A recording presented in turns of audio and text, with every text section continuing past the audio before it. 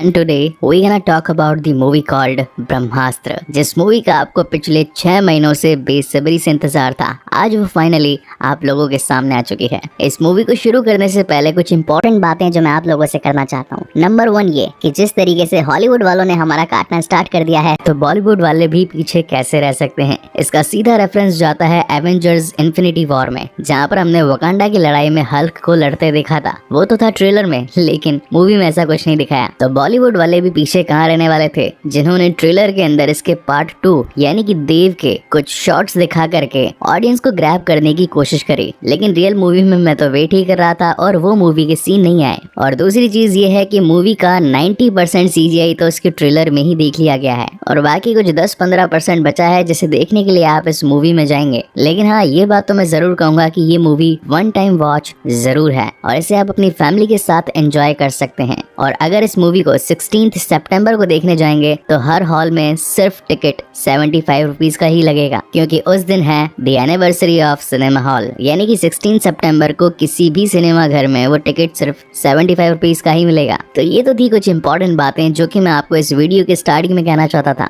Now coming back to the main story, जिसकी शुरुआत में अमिताभ बच्चन की नरेटिंग वॉइस में हमें ये पता चलता है कि आज से सदियों पहले भगवान को खुश करने के लिए कुछ ऋषि मुनियों ने बहुत सारा जाप किया, उन्हें याद किया, जिसकी वजह से भगवान शिव ने आकर उन सभी को वरदान दिए। उन वरदान में कुछ अस्त्र थे, किसी को वानर अस्त्र मिला, किसी को नंदी अस्त्र मिला, किसी को जल अस्त्र तो किसी को अग्नि अस्त्र। और अब इस पूरे ग्रुप को नाम दिया गया ब्रह्मांश, ब्रह्म का अंश यानी कि ब्रह्मांश। सदियों दर सदियां ये ग्रुप आगे बढ़ता गया और ये अस्त्र भी आगे आने वाली पीढ़ी को ट्रांसफर होते गए। मगर उन अस्त्रों में एक अस्त्र ऐसा था जो कि था ब्रह्मास्त्र, देवों का देव अस्त्र। इसमें इतनी ताकत थी कि इसकी ताकत को कोई भी काबू नहीं कर पा रहा था। इसलिए सभी ऋषि मुनियों ने अपनी पावर्स को इकट्ठा करके इस अस्त्र को एक छोटे से गोल पत्थर में डाल दिया। लेकिन इस पत्थर को पाने के लिए उनके ही ग्रुप में से एक विभीषण पैदा हो गया। अब ये कहानी मैं आपको आगे कंटिन्यू करूंगा। यहाँ से कहानी आती है प्रेजेंट टाइम में, जहाँ पर हम एक साइंटिस्ट को देख पाते हैं जिनका रोल प्ले किया है none other than Shahrukh Khan ने। इस मूवी में इस कैरेक्टर का नाम है मोहन। हम व्यूअर्स को यहाँ पर ये पता चलता है कि ब्रह्मास्त्र की शक्ति को काबू करने के लिए जिस पत्थर में उसे डाल दिया गया था, अब उस पत्थर को कोई हासिल ना कर ले, इसलिए उसे 3 भागों में डिवाइड कर दिया गया। और उन्हीं टुकड़ों में से एक टुकड़ा मोहन के पास भी था, लेकिन उसे लेने के लिए कुछ गुंडे वहाँ पर पहुंच जाते हैं जिनका नाम होता है जोर और रफ्तार। मोहन उस ब्रह्मास्त्र के पहले टुकड़े को छिपाने के लिए अपने खून का इस्तेमाल करता है। हमेशा उस्ताद के खून से ही ब्रह्मास्त्र का टुकड़ा अपने असली रूप में आ पाता था। तो यहाँ पर मोहन उसे एक दूरबीन में बदल देता है। अभी शिकारी उसे ढूंढने में अपना काफी वक्त लगा देते हैं, मगर वो इन्हें नहीं मिलता। और एट द एंड बारी आती है मोहन को टॉर्चर कर उससे सच उगलवाने की। लेकिन मोहन के पास था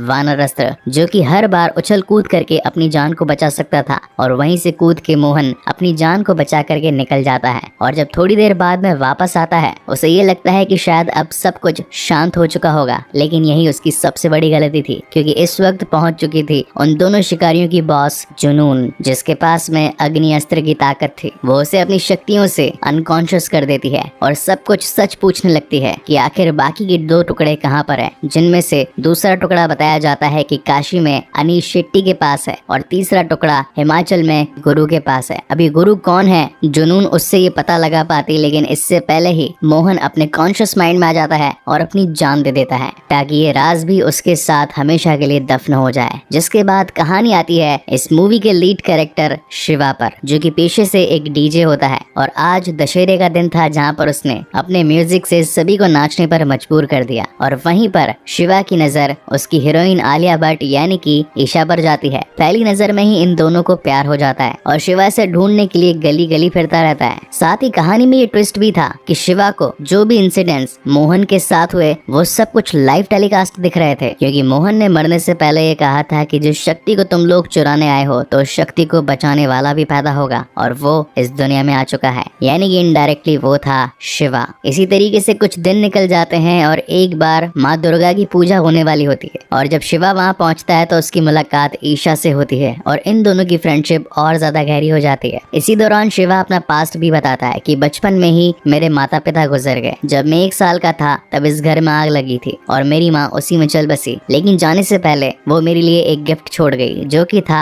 एक शंख। इन दोनों की ही बातें चली रही थी और तभी शिवा को विजन्स आने लगते हैं कि किस तरीके से जुनून ने मोहन को टॉर्चर किया और मोहन ने अपनी जान कुर्बान कर दी। और अब जुनून का दूसरा निशाना था अनीश शेट्टी जो कि इस वक्त काशी में है। अनीश की जान बचाने के लिए शिवा तैयार हो जाता है, लेकिन तभी उसे ईशा कहती है कि वो भी उसके साथ चलेगी, जिसके बाद ये दोनों ही अपनी जर्नी काशी के लिए स्टार्ट कर देते हैं। और यहाँ पर इस मूवी का one of the best song भी आता है, केसरिया तेरा इश्क है पिया। वेल, मुझे तो ये सॉन्ग काफी ज्यादा पसंद आया। आप में से कितने लोगों को पसंद आया मुझे कमेंट सेक्शन में जरूर बताइएगा। Coming back to the main story, इस वक्त अनीश शेट्टी जो कि एक आर्टिस्ट होता है, जहाँ एक तरफ ईशा और शिवा उसे बचाने के लिए पहुंचे थे, वहीं जुनून और उसके 2 शिकारी रफ्तार और जोर उसे मारने के लिए पहुंचे थे। लेकिन वक्त रहते शिवा अनीश को ये बता देता है कि आपके पीछे कुछ गुंडे पड़े हैं जो कि आपसे ब्रह्मास्त्र का एक टुकड़ा पाना चाहते हैं, इसलिए आप हमारे साथ चलिए, हम आपको सेफली पहुंचा देंगे इन लोगों की पहुंच से दूर। इसी बीच हम व्यूअर्स को ये पता चलता है कि जब उन शिकारियों ने मोहन को मारा तो उससे उसका वानर अस्त्र भी ले लिया था। और जैसा कि मैंने इस मूवी की स्टार्टिंग में ही कहा था कि बॉलीवुड अब हॉलीवुड को काफी तरीके से कॉपी करने लगी है, या फिर कहूँ तो उनसे इंस्पायर होकर कुछ नया ट्राई करने की कोशिश करने लगी है। तो यहाँ पर CGI का तड़का हम व्यूअर्स को देखने के लिए मिलता है, जहाँ पर अनीश शेट्टी जिनके पास में नंदी अस्त्र था, वो अपनी पावर का इस्तेमाल करके जमीन में जोरदार मुक्का मार के वहाँ से निकल जाते हैं। और अब क्योंकि इनकी जान खतरे में थी और साथ ही वो शिकारी तीसरे टुकड़े की तलाश में थे, तो ये सभी काशी से हिमाचल जाने लगते हैं कार से। मगर तभी इन्हें पता चलता है कि जुनून और उसकी टीम इनके पीछे एक ट्रक से आ रही है। इसीलिए अनीश अपने खून का इस्तेमाल करके उस ब्रह्मास्त्र के टुकड़े को शिवा को दे देता है और कहता है कि यहाँ पर इसे संभालने की जिम्मेदारी अब तुम्हारी है, उन्हें रोकने के लिए अब मैं आगे आता हूँ। तुम दोनों जितना जल्दी हो सके गुरु के पास पहुँचो और याद रखना ये टुकड़ा उनके पास कभी नहीं लगना चाहिए। जिसके बाद आता है इस मूवी का एक और one of the best CGI scene, जहाँ पर हमारे अनीश शेट्टी जी नंदी अस्त्र की ताकत से उनके ट्रक को एक जोरदार टक्कर दे देते हैं और उनका ट्रक खाई में गिर पड़ता है। लेकिन उससे पहले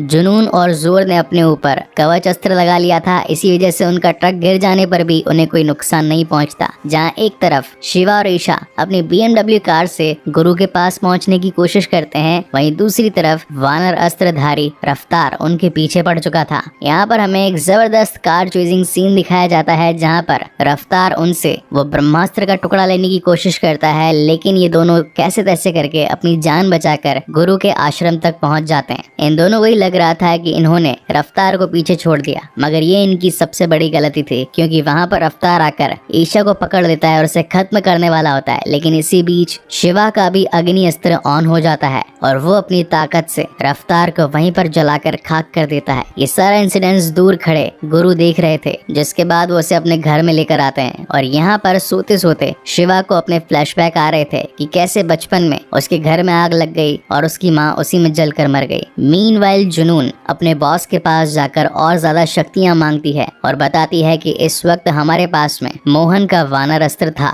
मगर उसे एक लड़के ने जलाकर खाक कर दिया। लेकिन हमने अनीश से उसका नंदी अस्त्र भी ले लिया और साथ ही अब हमारे पास ब्रह्मास्त्र का एक टुकड़ा भी है। आपको जो ब्रह्मास्त्र चाहिए वो मैं आपको ला कर दूंगी, लेकिन उसके लिए आपको मुझे थोड़ी सी और पावर देनी होगी ताकि मैं उन लोगों से एक तगड़ा मुकाबला कर सकूं। अब जुनून का बॉस वही शख्स है जिसने ब्रह्मांश की टीम से गद्दारी करके उस ब्रह्मास्त्र को पाने की कोशिश करी थी। यहाँ सीन शिफ्ट होता है गुरु के आश्रम में और यहाँ पर ब्रह्मांश के सभी लोग आ जाते हैं जो कि अपनी शक्तियों से इस होने वाली दुर्घटना को रोकने की कोशिश करते हैं कि आखिर ये सब कुछ इन लोगों के साथ भी क्यों हो रहा है, क्योंकि इन्हें भी विजन्स आ रहे थे। तब तक शिवा की नींद भी खुल चुकी थी और वो ईशा को देखकर उसके गले लग जाता है, क्योंकि एक दिन पहले उसने जिस आग का इस्तेमाल करके रफ्तार को झुलसा दिया था उसे लग रहा था कि ईशा भी कहीं उसमें जख्मी ना हो गई हो। तभी वहाँ पर 5 और स्ट्रेंजर्स आ जाते हैं और ये सभी एक बोट में आकर बैठ जाते हैं, क्योंकि ये इस आश्रम में नेटवर्क सिर्फ इस बोट पर ही आता था। जब शिवा घर के अंदर जाता है तो गुरु यानी कि अमिताभ बच्चन शिवा को बताते हैं कि अब तुमने अनजाने में एक ऐसी लड़ाई शुरू कर दी है जो कि इस पूरी दुनिया का रुख पलट सकती है। आज से सदियों पहले ऋषि मुनियों ने भगवान का जाप करके उनसे कुछ अस्त्र लिए, मगर उन अस्त्रों में से एक अस्त्र जो कि बहुत ही बड़ा और सबसे ज्यादा ताकतवर था यानी कि ब्रह्मास्त्र, उसकी ताकत को कोई काबू नहीं कर पा रहा था। इसीलिए हम सभी ऋषि मुनियों ने उस ताकत को शांत करने के लिए एक पत्थर में डाल दिया, मगर उस पत्थर को पाने के लिए हम ही में से एक ऋषि जिसका नाम था देव, वो उसे पाने के लिए अपनी जान तक कुर्बान कर सकता था। अब उसे वो अस्त्र कहीं मिल न जाए, इसीलिए उस अस्त्र को 3 भागों में डिवाइड करके देव को खत्म कर दिया गया ताकि ब्रह्मास्त्र का उपयोग न हो पाए, क्योंकि अगर ऐसा हुआ तो ये पूरी दुनिया खत्म हो जाएगी। जिस पर शिवा कहता है कि ये लड़ाई आप लोगों की है, आप लोगों के पास में पावर्स हैं और आप लोग ही इसे कंट्रोल कर सकते हैं। मेरे पास में कोई ताकत नहीं है और ना ही मैं आपकी इस लड़ाई में आना चाहता हूँ, इसलिए मुझे यहाँ से जाने दीजिए। लेकिन गुरु का कहना था कि क्या तुम्हें वो विजन्स नहीं आते? क्या तुम्हें हर किसी की मौत होने पर उसका लाइव टेलीकास्ट नहीं दिखता? क्या तुम्हें अपनी बचपन की यादें नहीं सताती कि आखिर क्यों आग से जलकर तुम्हारा परिवार खत्म हो गया? अगर इन सब बातों की सच्चाई जानना चाहते हो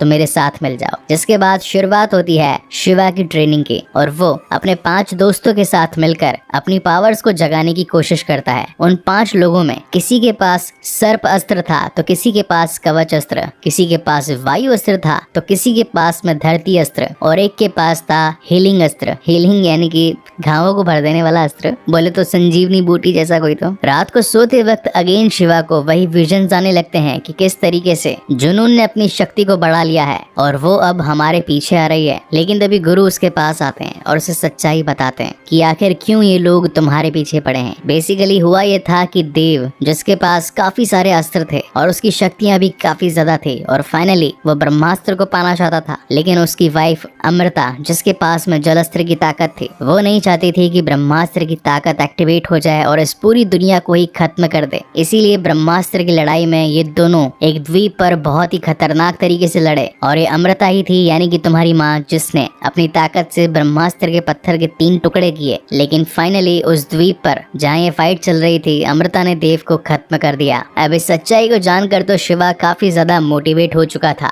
और अगले दिन से अपनी ट्रेनिंग को और ज्यादा सीरियस लेने लगा था। शिवा का कहना था कि ब्रह्मास्त्र के 3 टुकड़े हुए थे, एक तो उनके पास मोहन से मिल गया, दूसरा अनीश का जो था वो मैं आपके पास ले आया, क्या तीसरा टुकड़ा आपके पास है? तो गुरु बताता है कि तीसरा टुकड़ा मिला ही नहीं। जब अमृता और देव की फाइट हुई तो वो तीसरा टुकड़ा अमृता ने अपने पास ही रख लिया था और शायद ये टुकड़ा उसी के साथ ही चल बसा। मीनवाइल हम जुनून को देख पाते हैं जो कि उस गांव के काफी सारे लोगों को अग्नि अस्त्र की ताकत देकर गुरु को ढूंढने के पीछे लगा देती है। लेकिन जब उन लोगों में से एक शख्स के पास में से शिवा उसका अस्त्र पहनता है तो वह सीधा देव से कनेक्ट हो जाता है और उसे पता चलता है कि देव और कोई नहीं बल्कि उसके पिता ही थे। उनके पास में थी अग्नि अस्त्र की ताकत और यही वजह है कि शिवा आग से कभी जल नहीं पाता और आग को काबू कर लेता है। लेकिन यहाँ पर कहानी में ट्विस्ट ये था कि जब शिवा उस अग्नि अस्त्र की ताकत से देव से कनेक्ट हुआ था तो देव ने जो ताकतें जुनून को दी थी उन्हीं ताकतों की वजह से जुनून को शिवा और साथ ही गुरु की लोकेशन का पता चल गया था। जिसके बाद रात को होती है एक जोरदार CGI वाली फाइट जहाँ पर जुनून अपनी पूरी टीम के साथ पहुंच चुकी होती है गुरु के आश्रम में। अब यहाँ पर गुरु और उसकी टीम, वहीं पर जुनून और उसकी टीम, इनके बीच में एक घमासान युद्ध होता है। हर कोई अपनी पावर्स को दिखाकर जुनून को हराने की कोशिश कर रहा था। उनकी चलती लड़ाई में ईशा भी पहुंच गई थी। अब ईशा को कहीं कुछ हो ना जाए इसी वजह से शिवा उसके इर्द गिर्द एक अग्नि चक्र बना देता है। लेकिन तभी कहानी में एक और ट्विस्ट आता है। मौनी अपनी जल अस्त्र की ताकत से बारिश कर देती है और शिवा ने जो अग्नि चक्र बनाया था उसे ध्वस्त कर देती है। अब मुझे तो कहीं ना कहीं ये लग रहा है कि शिवा की बहन ही होगी है, मतलब नेक्स्ट पार्ट में हो सकता है ये दिखाया जाए क्योंकि इसके पास अग्नि की भी ताकत है और जल की भी ताकत है। वेल ये तो था एक सेकंड पार्ट से spoiler. Coming back to the main story, Brahmastra के जिस तीसरे टुकड़े की बात चल रही थी वो बेसिकली वो शंख ही था जो कि शिवा के घर में उसकी माँ ने उसकी आखिरी निशानी के लिए छोड़ दिया था और शिवा के खून की बूंद से वो अपने असली रूप में आ जाता है। ये 5 पांडव जुनून को रोकने के लिए काफी कोशिश करते हैं, लेकिन अब जुनून के पास में ब्रह्मास्त्र के 3 टुकड़े आ चुके थे जिसे जोड़ने के बाद ब्रह्मास्त्र एक्टिवेट हो जाता है और इस पूरी दुनिया का धीरे धीरे विनाश होने लगता है। पूरी धरती फटने लगती है, आसमान पीला हो जाता है और एक अनोखी शक्ति इनके सामने आ चुकी थी। मगर कहानी में दिखाई गई है प्यार की शक्ति, जो कि सारी शक्तियों से सबसे बड़ी होती है। और अपने ईशा को कुछ हो ना जाए, इसी वजह से शिवा उस ब्रह्मास्त्र की ताकत के बीच में आ जाता है और धीरे धीरे उस ब्रह्मास्त्र की ताकत को ही कंट्रोल करने लगता है और फाइनली ब्रह्मास्त्रधारी हो जाता है। यानी कि जब पहले उससे अपनी ताकत का इस्तेमाल करने के लिए एक लाइटर की आंख की जरूरत पड़ती थी, अब वो ताकत उसके अंदर से ही जनरेट हो रही थी और अब सब कुछ शांत हो जाता है। और इसी के साथ ये मूवी यहीं पर खत्म होती है। इस मूवी के पोस्ट क्रेडिट सीन में हमें ये पता चलता है कि जब ब्रह्मास्त्र की ताकत एक्टिवेट हुई तो देव, जो उस द्वीप पर काफी टाइम से एक पत्थर की मूर्त में कैद था, वो भी आजाद हो चुका था। और इसी तगड़े सस्पेंस के साथ ब्रह्मास्त्र का शिवा द पार्ट 1 यहीं पर खत्म होता है। सो गाइज, आपको ये वीडियो कैसा लगा प्लीज मुझे लाइक और कमेंट करके जरूर बताइएगा। और अगर पहली बार इस चैनल पर आए हैं तो इसे सब्सक्राइब जरूर कीजिएगा, क्योंकि इसके बाद में एक और बेहतरीन मूवीज आप लोगों के लिए लाने वाला हूँ। सो तब तक के लिए keep watching and stay safe. मिलते हैं अगले वीडियो में।